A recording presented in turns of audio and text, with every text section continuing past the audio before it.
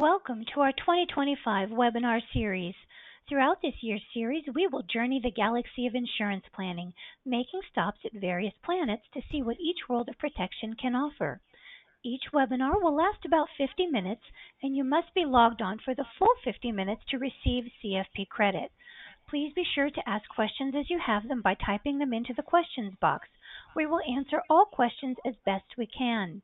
Today's webinar is being recorded and will be posted on our website within 24 hours.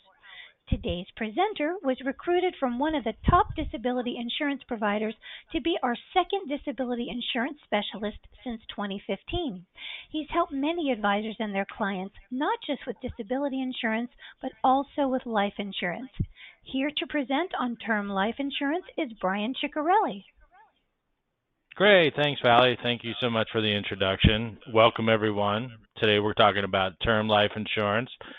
It's part of building a good foundation to a good financial plan and helping avoid a financial black hole. Let's get started.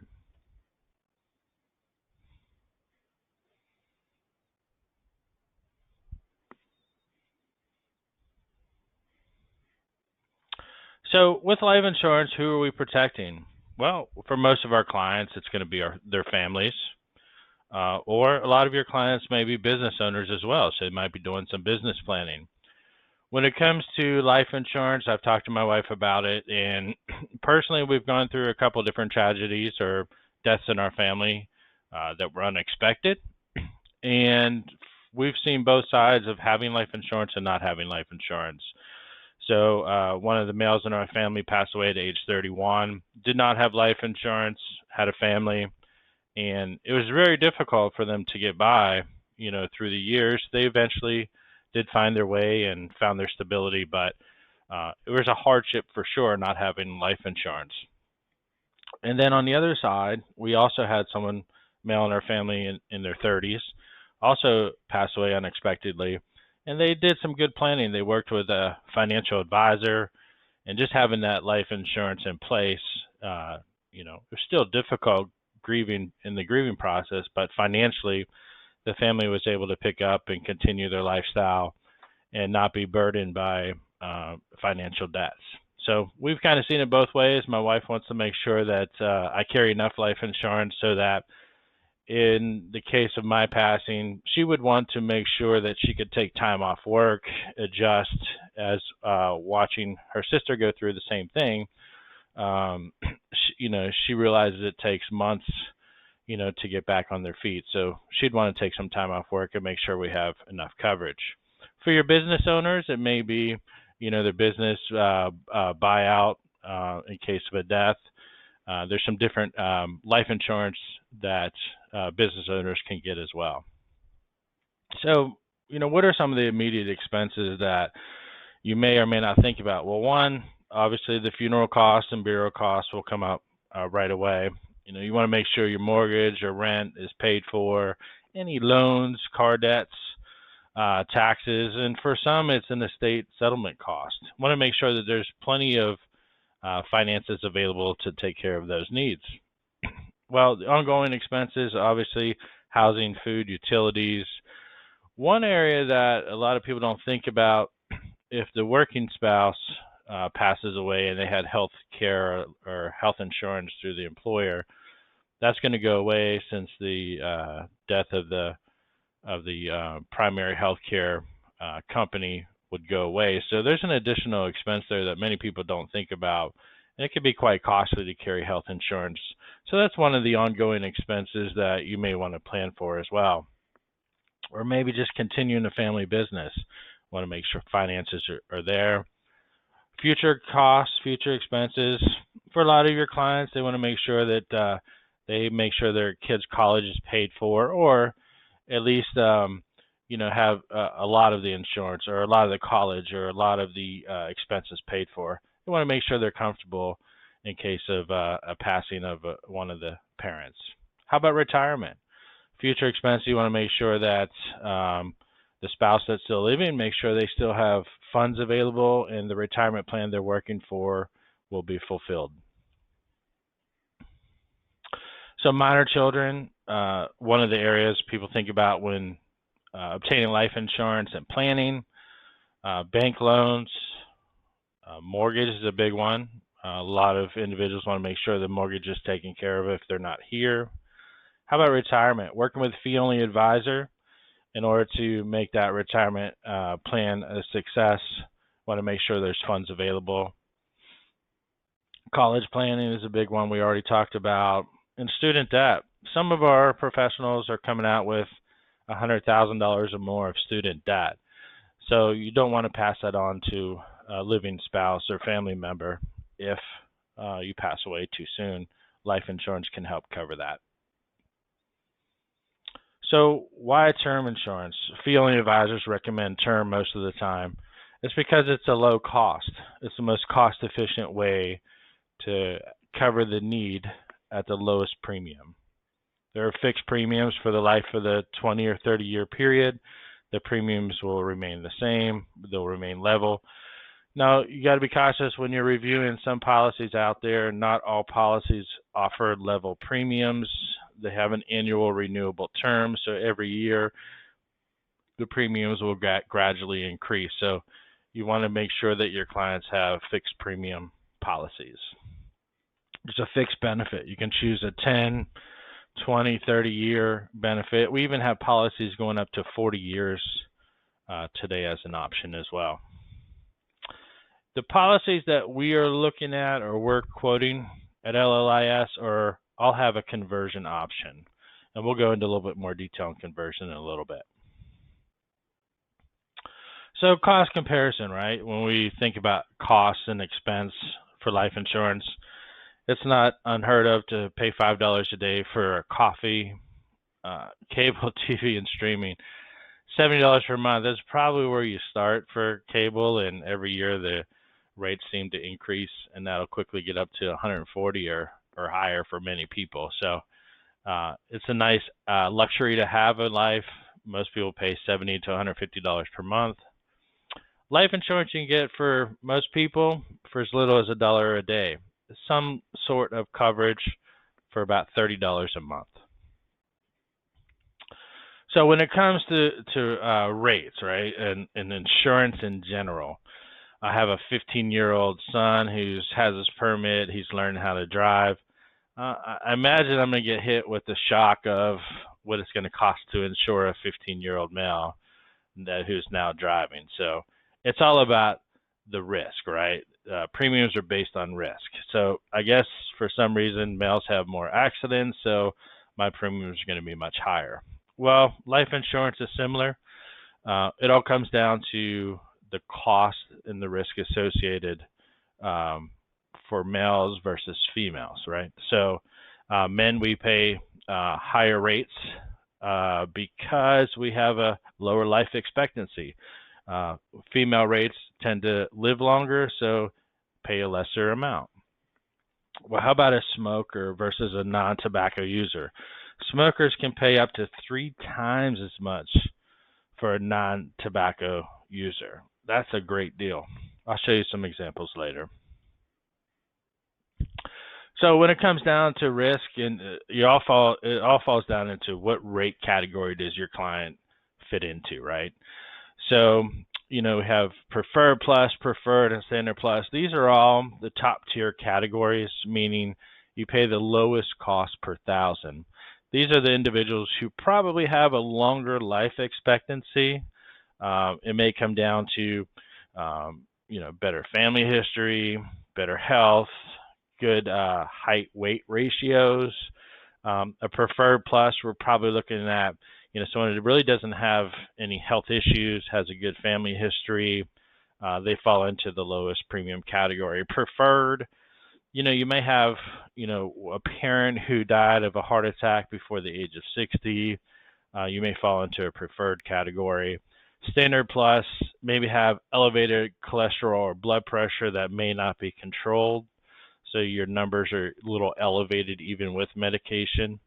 And standard, this is the average life expectancy falls into a standard category. A lot of people will fall into a standard bucket or a premium rate class. Table ratings, they're either anything below substandard.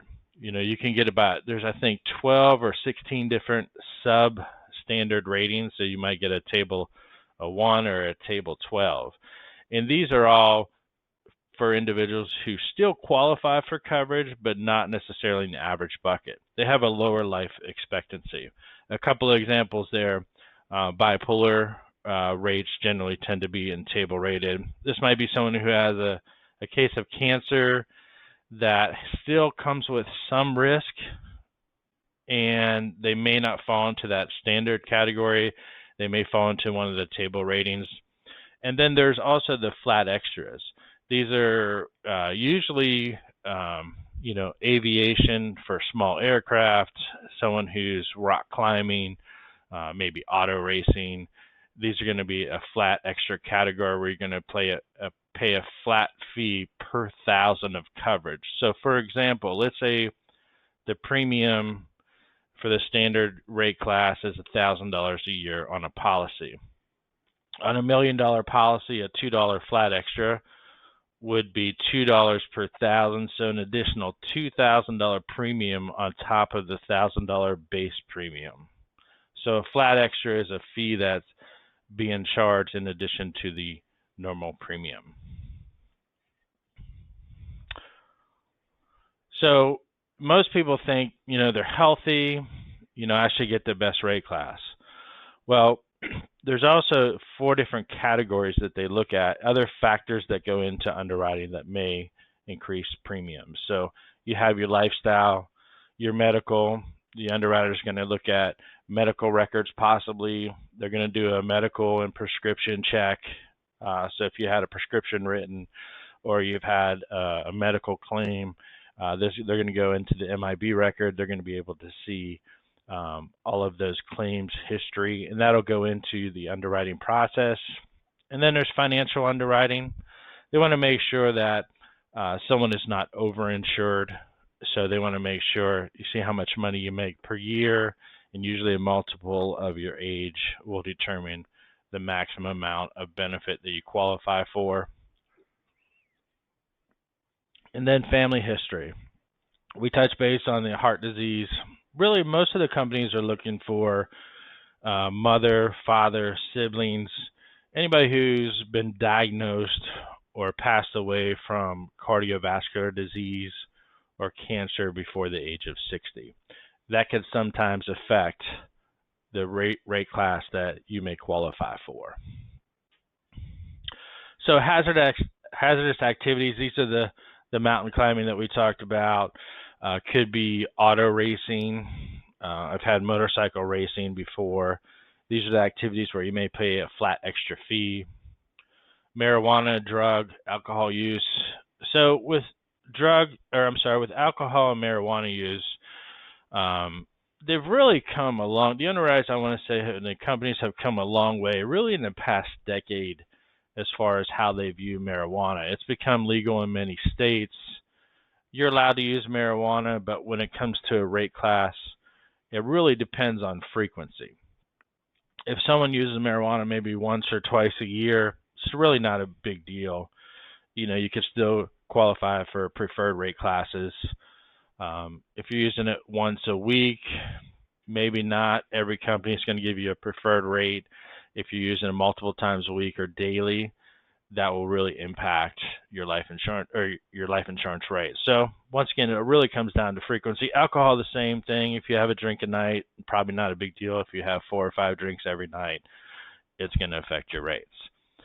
Drugs, also a big deal.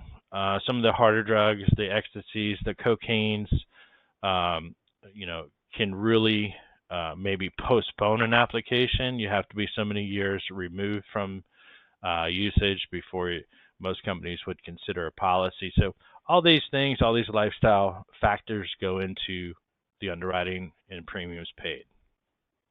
So driving record, if you have a couple fender benders or a couple tickets in the last 3 years, may not be a big deal.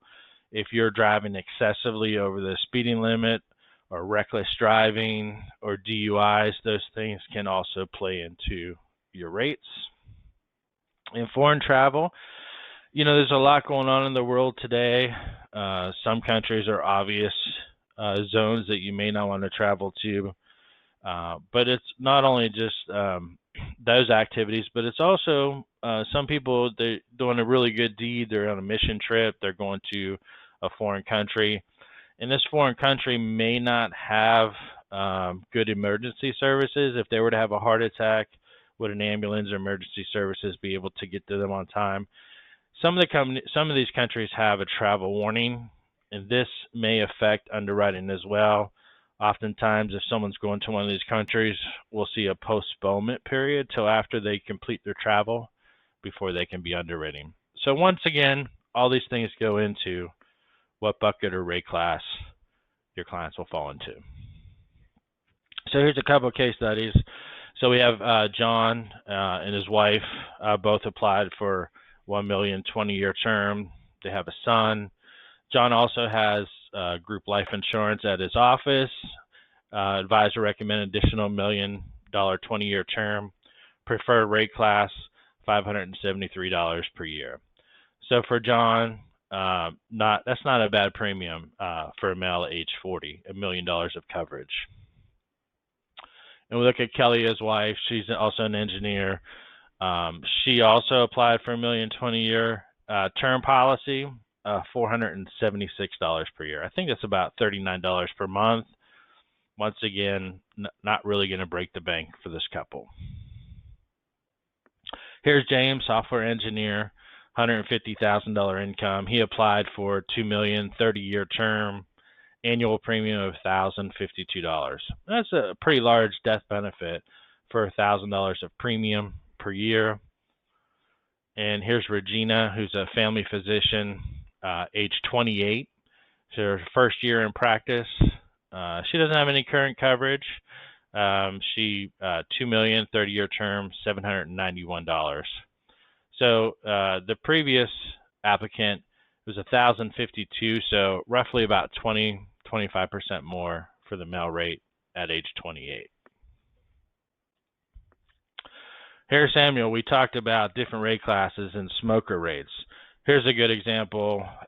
Sam's age 37. He's a real estate agent. He does really well. He's making $200,000 income, but he's a cigarette smoker, and he's still insurable. He applied for a $750,000 policy, a 25-year term. His premium is $2,389 per year. Now, this is the smoker rate. If he was a non-smoker, non-tobacco user, his premiums were looking at about $639 per year. So it's a significant difference. And some individuals, they need the coverage and they don't mind paying the extra because they need the coverage. A lot of clients will ask, well, what can I do to lower that premium? And, it's pretty easy. So as little as 12 months without tobacco use, they can get non-tobacco rates. So what I generally recommend to them, I say, if you plan to stop using tobacco, I would recommend that you tell your physician right away. Make sure they get it in the physician notes, because a year from now when we go to reapply or get non-tobacco rates, that's, having that noted in the medical records is going to be huge when it comes to getting that non-tobacco rate. So one of the great things that we do a lot of is term layering. This is a concept that a lot of clients love and a lot of advisors love. It's basically having the amount of insurance you need when you need it. So usually this encompasses, maybe have 15 or 20 years of children financial responsibility. Education, maybe 20 years. Retirement might be 30 years out. So it's a matter of ensuring all these different life events in the time period or term period that you need them.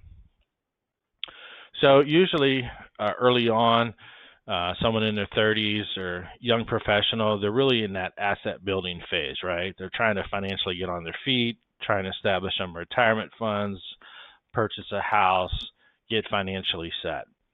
Maybe 15 years down the road, 10 or 15 years down the road, they may have responsibility for their kids' education. So they want to make sure they have enough life insurance in that time frame. 20, 25, 30 years down the road, they might have a paid mortgage, right? So over those years, you've reduced those costs. Your amount of insurance that you probably need is probably reducing along the way. And then ultimately, with the financial plan, getting to retirement and being well off, a lot of individuals want to make sure they have funds available for retirement in case one of their spouses passes away. So here's an example of a mortgage debt, right? I know interest rates, if you purchased a house probably 10 years ago, you got a really low rate. If you purchased a house recently, it's a much higher rate. So these numbers are going to fluctuate depending on where somebody is on their interest rates. But just for an example, so let's say your client has a $350,000 mortgage loan, and 10 years they're going to have paid down some of that principal. 20 years, they may owe half of what they owe today. And then, in 30 years, that's going to be paid off. So one way to look at life insurance is you could get $350,000 for the next 30 years and pay for that coverage for 30 years and have it, which is great.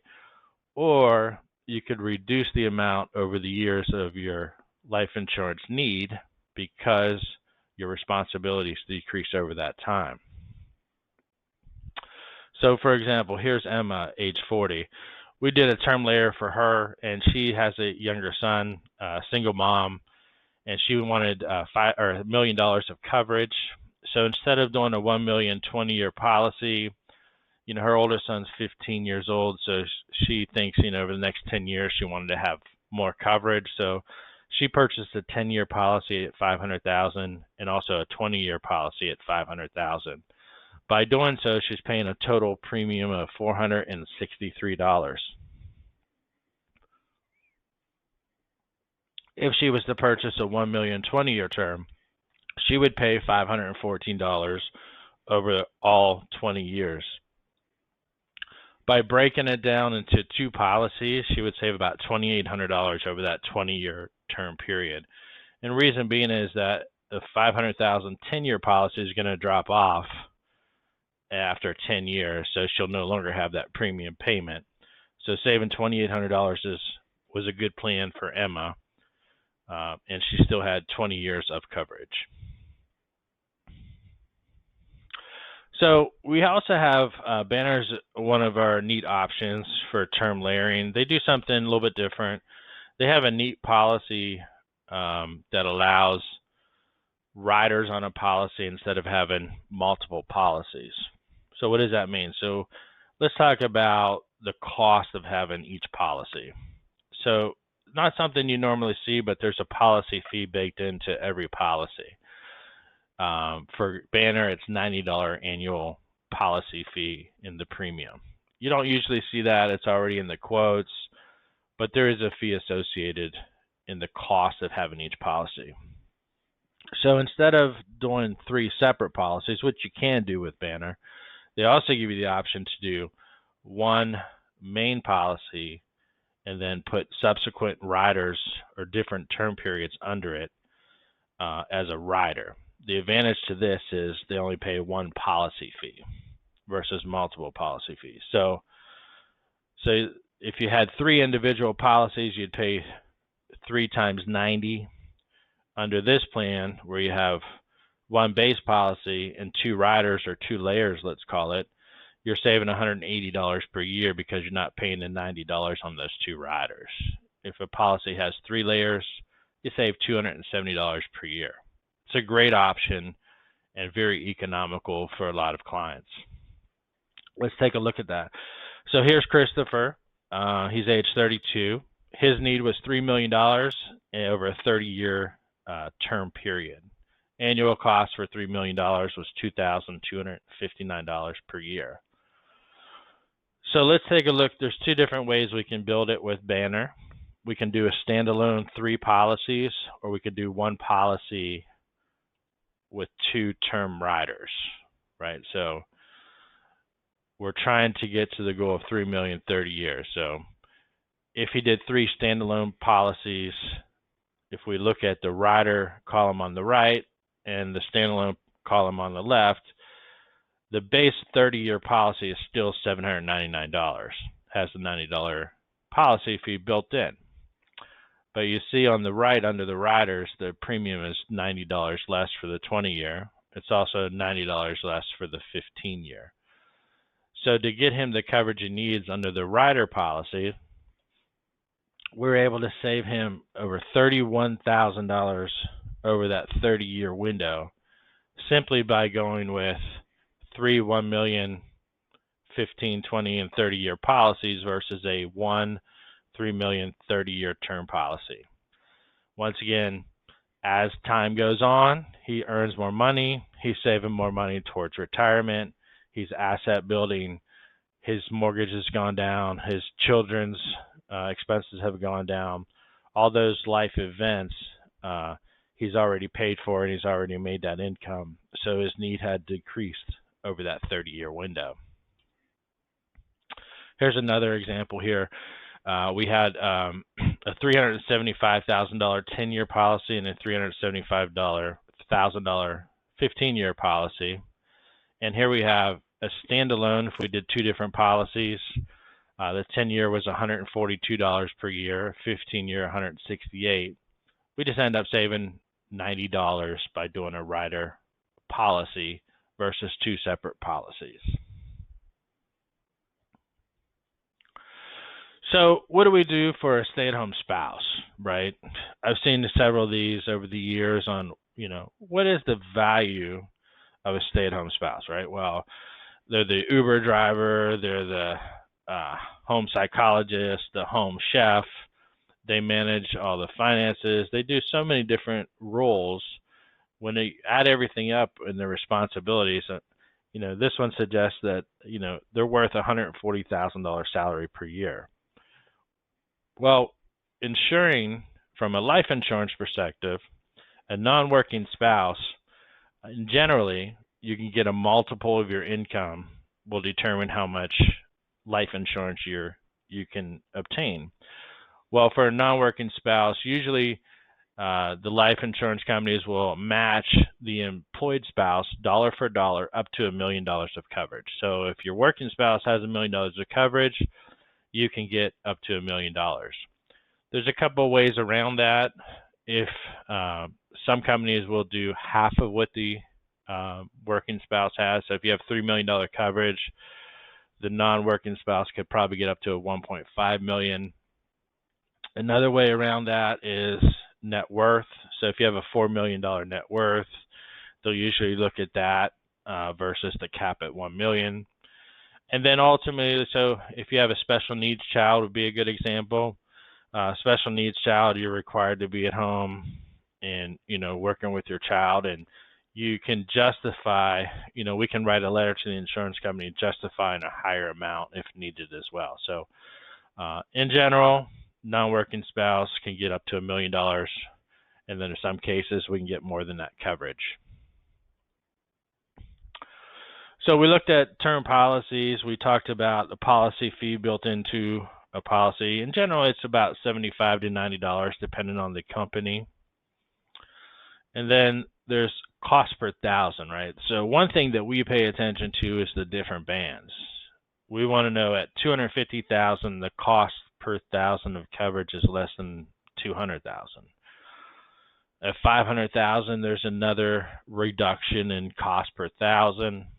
And then at the $1,000 or $1 million band, we generally see also a bigger uptick of a lower cost per thousand. So we usually pay attention to that. When we see a policy come in and it's close to one of those bands, what I'll usually do, it'll trigger me to look at the next band and compare costs. Well, let's take a look at that. So here we go. We have Pacific Life. I had a quote request come in. It was $215,000 was the need for the client, and I know that at $250,000, there's a cost brand. So I broke it down. So I said at $225,000, how much more is it? Well, it was $5 more than $215,000. But when you go up to that next band, I was able to get the client a $250,000 policy, more than the $215,000 requested, at a lower premium than we get a $215,000 policy for. So 100% of the time, the client will always choose the higher death benefit at the lower cost. And that's just being aware of different bands and cost per thousand. So American General, here's another one. I had a quote request for $925,000. Annual premium was $385 per year. And so I looked at 950, and then I also looked at $1 million policy, right? Because there's usually a big band. For $1 more, we were able to get this client an additional $75,000 of death benefit. So just being aware of those bands. When I see it come in, I'll always run that next band up just to see if it's cost effective. And it's not always cost effective, but in a couple examples showing here, there's a much better value by going up to the next band.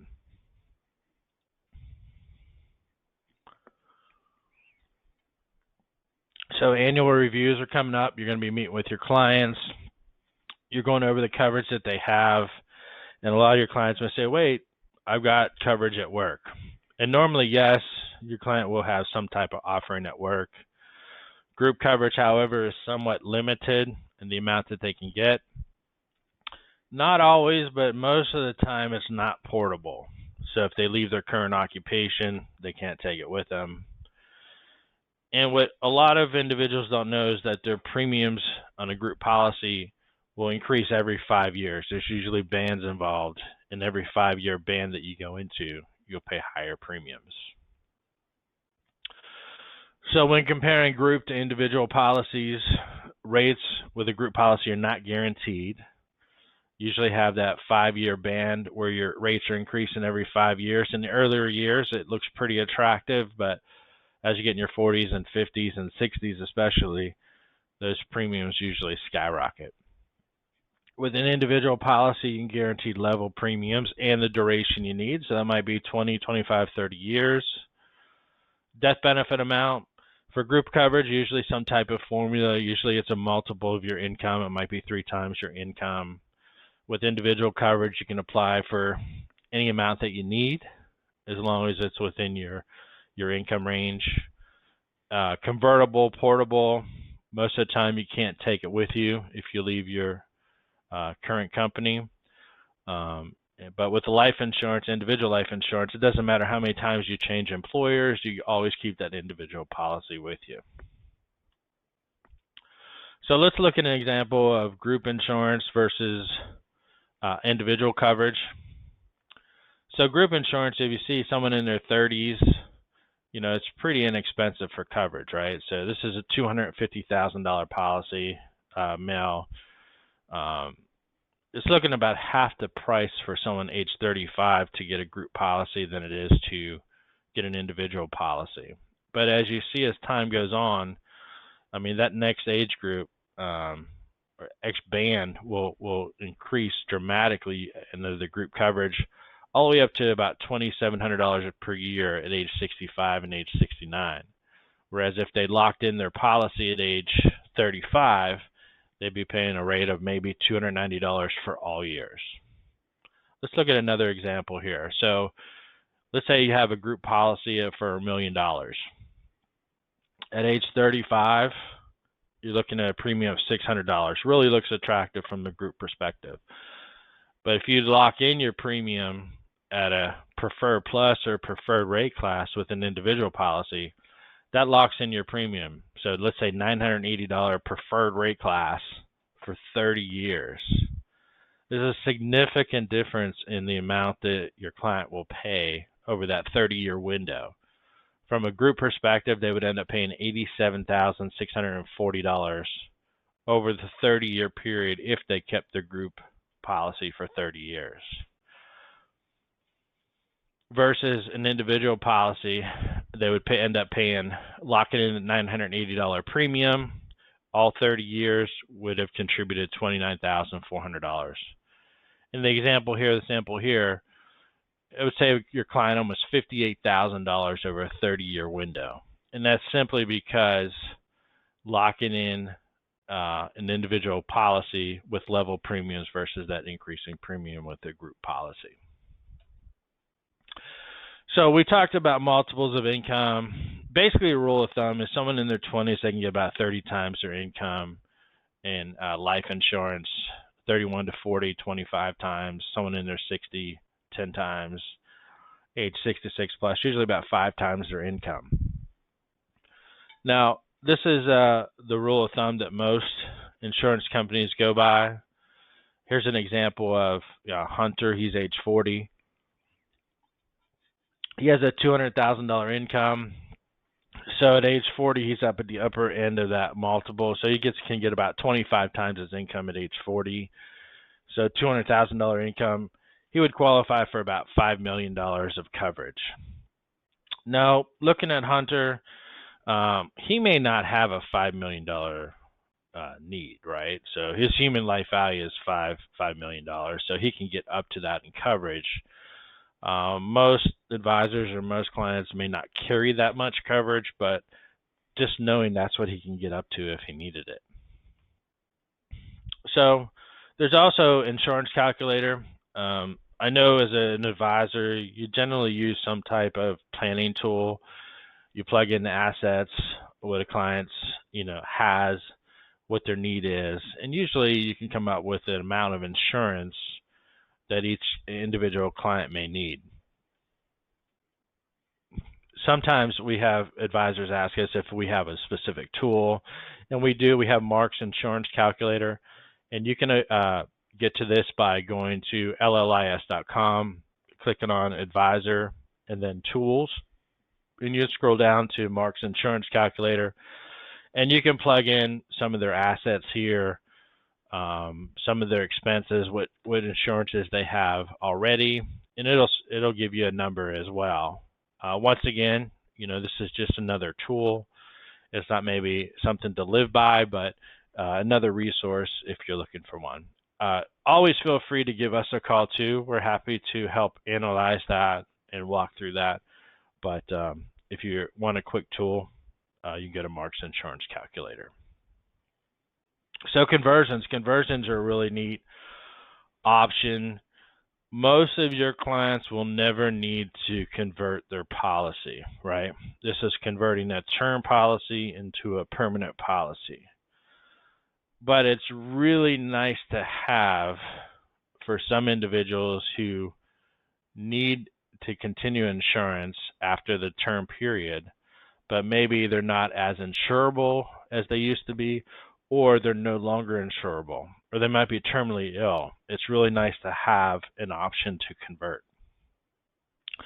So they still have the need for life insurance, but they need it for longer than their 20 or 30-year term period.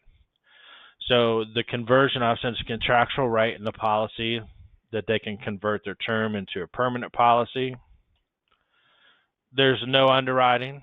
The new premium is going to be based on their current age. So if you took out a policy at age 30 and in 20 years you want to convert it at age 50, your new premium rate class will be as if you're age 50, right? 20 years older. But you also lock in the same health class as the original policy you took out 20 years ago. So if you got preferred or preferred plus rates, you'll now pay preferred or preferred plus rates as a 50-year-old. So that's nice to know. These are usually individuals who cannot qualify for a new term policy. So what's the option there? Not all policies are convertible. The policies that we quote will go for the full length of the term period, which is usually about 20 or 30 years, could be a 10-year period, or the maximum age. Most they're set at age 70 as the maximum age. Some go down to age 65. So you can get it through the end of the period or the maximum age limit for that conversion option. So let's take a look at Martina. She took out a policy at age 37. She took out a $500,000 20-year level term policy. Super preferred rates, great premium of $395 per year. So fast forward 20 years, she still wants to continue coverage, and she's no longer insurable. So in order to continue that coverage, she does have a couple of options. She can continue with an annual renewable term on her existing policy. So after a 21 or 20-year term period, her premiums are going to range anywhere between $4,400 to $7,000 to continue that coverage under her existing policy. But if she converted it to a permanent policy, she would pay a level premium for $5,135 every single year.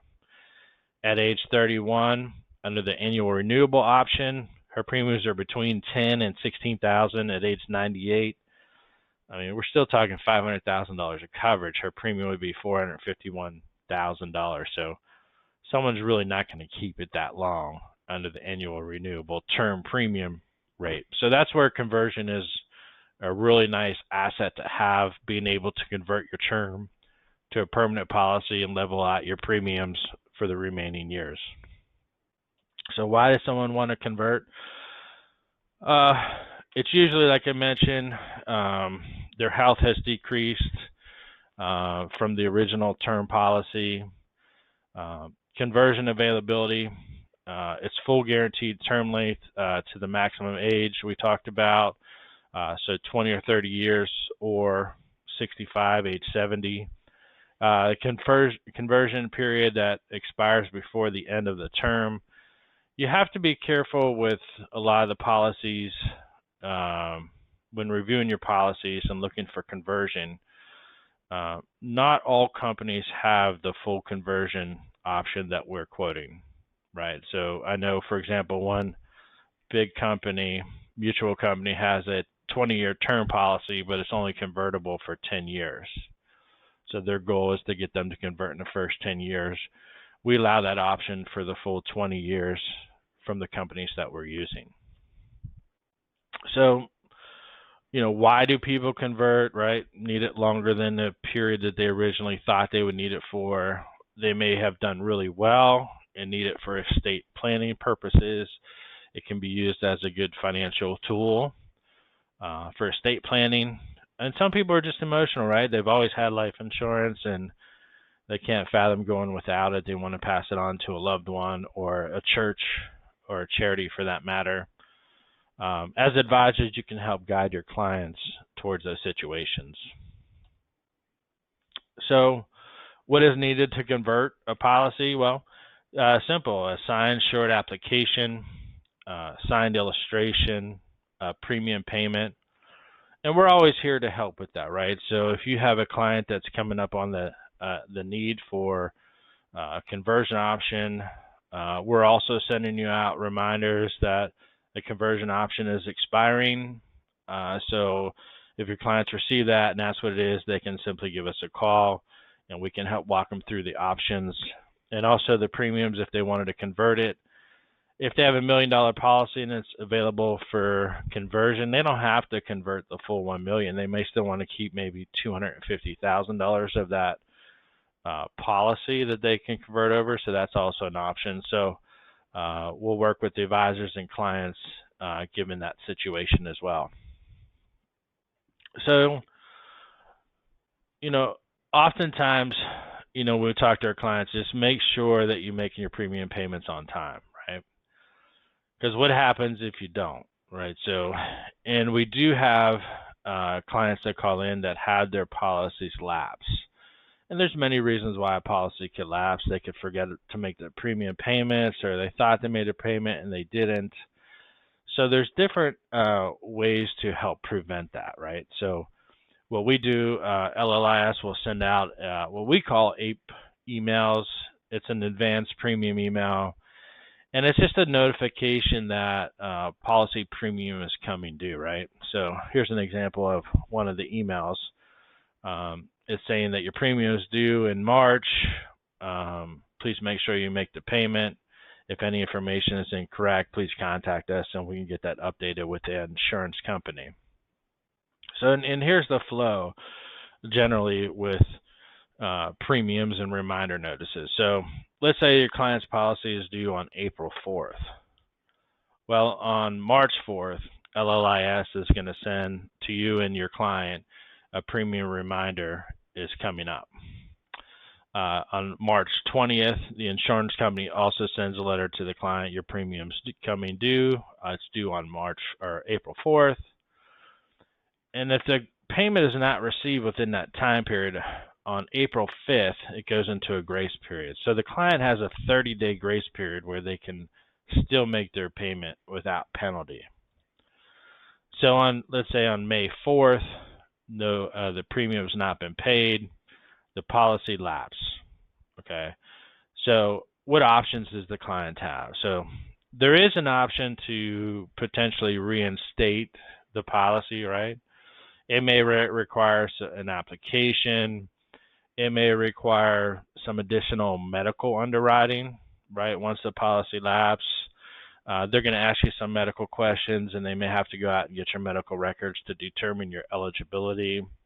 And then also, too, if you lapse your policy and make your payment 2 or 3 months down the road, you would also have to pay that back premium for that last 2 or 3 months as well to reinstate a policy. Sometimes the process can be easier, sometimes it can be more difficult, and sometimes a client will not have a policy reinstated if their health has changed. And then at that point, we have to go out and look for new coverage again, which is something we can do, we can assist with. But once again, we're trying to avoid that situation. So when it comes to premiums, probably a lot of your clients are going to pay their premiums annually, right? So their premium comes due in November. Every November, they're going to make the $1,000 premium. There's several different options that they can choose. They can do a semi-annual premium. It costs about 4% higher, to have that option to pay twice a year. Quarterly, as you can see here, quarterly is about 8% more. And the reason why it's so much higher is because quarterly rates have the highest lapse rates when it comes to the premium payments. Myself, I probably have 10, 12, 14 different policies between my wife and myself and my kids. To be honest, I can't remember what policies due in March, which one's in April, which one's in November. To me, I find it most valuable. And working in the industry, I see lapses come across. That's my biggest fear, is that I lapse a policy, right, and then have to go back and try to reinstate it. So I don't mind paying the 5% extra to pay monthly, because every single month I know that it's automatically deducted from my account. I know the amount that's going to be deducted. I know the day of the month that's going to be deducted. I never have to worry about it. So for me, I find peace in a monthly payment. And that's just a personal thing, but I know as well with that philosophy, I'm never going to lapse my policy. So, I want to thank everybody for attending today. Hopefully, this was probably a refresher. A lot of the information was a refresher. Hopefully, you learned a thing or two. If you have clients with policies that need reviewed, please send them over to us. We're always happy to review them, give you an honest assessment. I know with disability policies, a lot of times I tell a client or an advisor to keep what they have. If we need more, we can build onto it. Whatever makes the most financial sense for the client. So please send those over. If you don't understand a client's policy, we're happy to review that with you as well. Keep in mind, we have a couple of conferences we'll be attending. That's the Garrett Retreat, XPN Live, the NAPFA in the fall, and the ACP. We have free monthly webinars. September, we have disability insurance. In December, annuities. In November as well. And I'd like to open it up to the floor, see if anybody has any questions. Hello, I did have a couple of questions that did come in. Anybody still on the line? So the question was, will the slides be shared? And we do add this presentation to our website, so you can go under advisors and presentations and under the educational side of the website. So please log into there to grab those slides. And also, someone asked about Crohn's. Yes, someone with Crohn's can get coverage. There's a couple different questions that come about when it comes to Crohn's. For Crohn's, they're going to ask, when's the last time the client had a reaction or a flare, I think they call it with Crohn's. It really comes down to the history and the treatment side of it. So the best way to find out is to give us a call, submit a quote request, add as much detail as you can about the diagnosis and treatment, and we can research best options. But the answer is yes, but it also depends on, the current situation as well. So once again, thank you everybody for attending. Look forward to hearing from y'all soon.